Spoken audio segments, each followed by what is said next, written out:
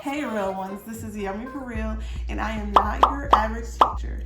I'm a real teacher using my real experiences teaching real students to get real results. Here on these teacher talks, we talk about community involvement, classroom management, and universal design for learning. If you're new to this channel, please consider subscribing, and if you get any value from watching this, go ahead and hit that like button. Let's get into it. So, today we're going to be delving into the categories of classroom management and universal design for learning.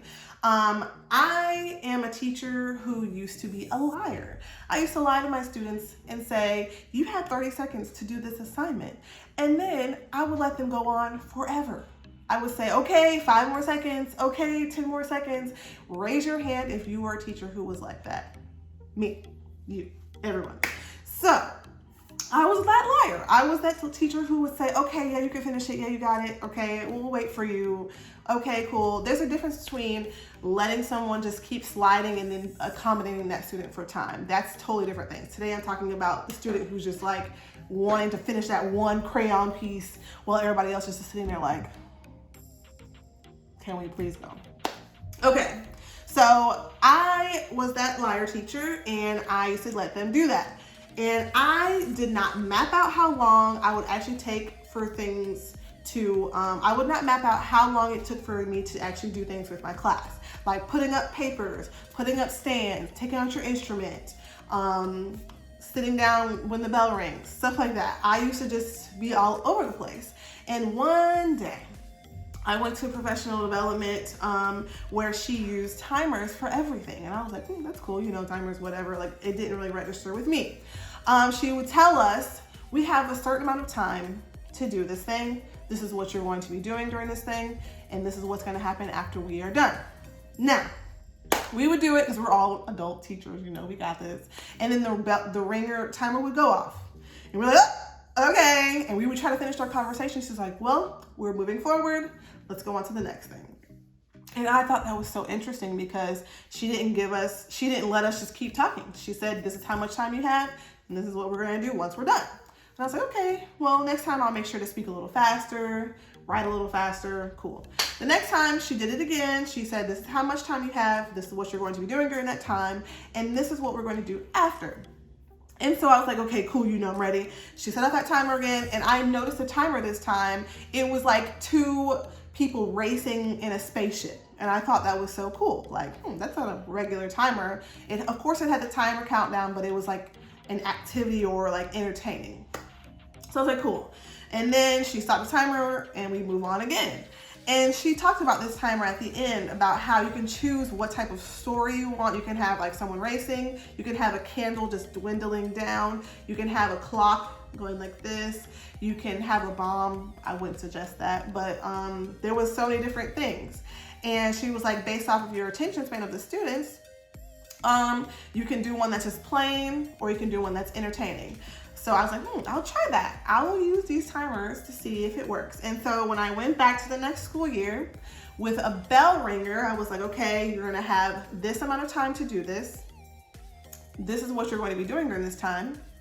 And this is what we're going to do after.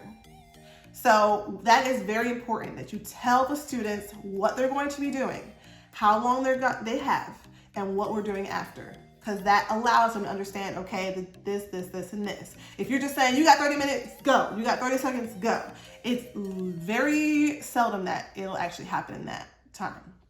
Okay, so once I did that, I set the timer, and then once it stopped, they knew that they needed to stop. Some kids, there's always going to be that child who's like, I'm not finished yet.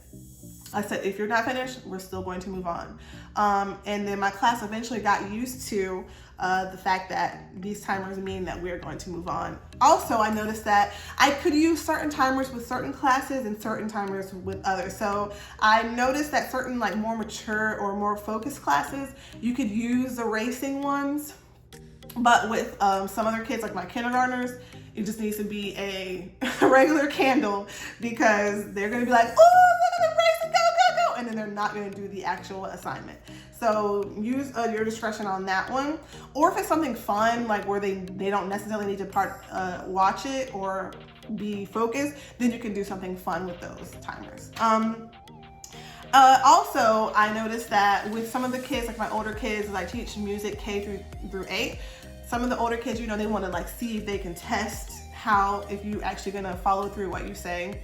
So I gave them 30 seconds to pass in their folders. How I do it is there's 3 rows. 1 row passes it to the left. Everybody passes it to the left.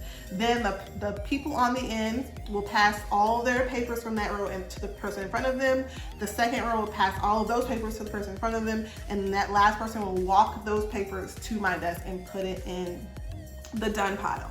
And they're supposed to do that in 30 seconds, and it's supposed to be calmly and quietly.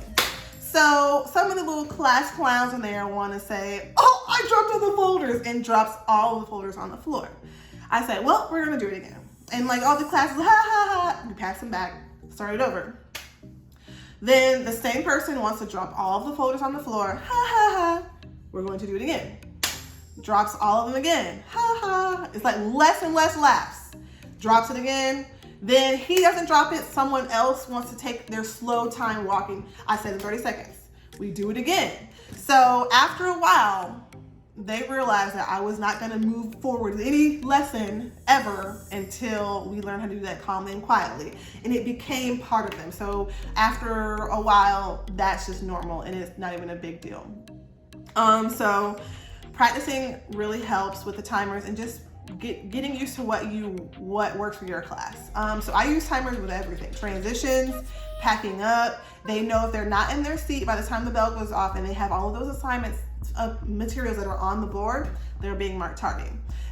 They know that if they're not seated in their spot once they put all of their stuff up, then they won't be able to move to sit next to their friends the last 2 minutes of class. Timers really helped change my classroom management atmosphere, and it allowed the kids to understand what was going on, which helps them be more comfortable, and then it helps us get a lot more done.